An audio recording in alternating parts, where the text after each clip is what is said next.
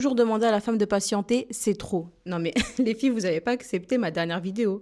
Faut voir les commentaires. Vous êtes en colère. J'ai même reçu des messages de sœurs qui me disaient j'accepte pas ce que tu me dis. Même si tu as raison, j'accepte pas.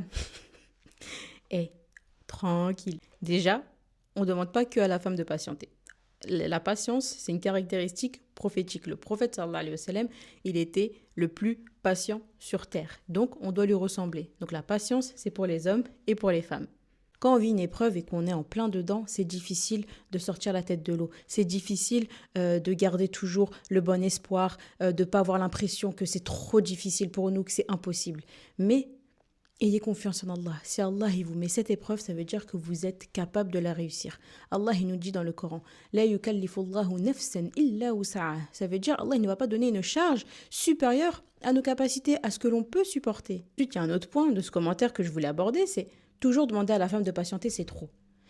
Mais il y a un verset du Coran où Allah il dit Laqad khalaqna al-insana fi kabad. Certes, nous avons créé l'homme pour une vie de lutte et d'effort. Ça veut dire toute notre vie, on sera éprouvé. Toute notre vie, on va devoir faire des efforts. Pourquoi?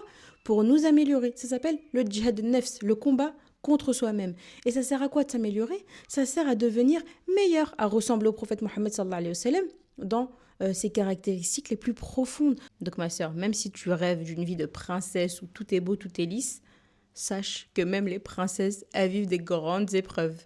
Parce que Allah, il est juste et il sait très très bien ce qu'il fait. Fais-lui confiance, accepte tes épreuves, réussis tes épreuves et tu seras apaisé, Inch'Allah.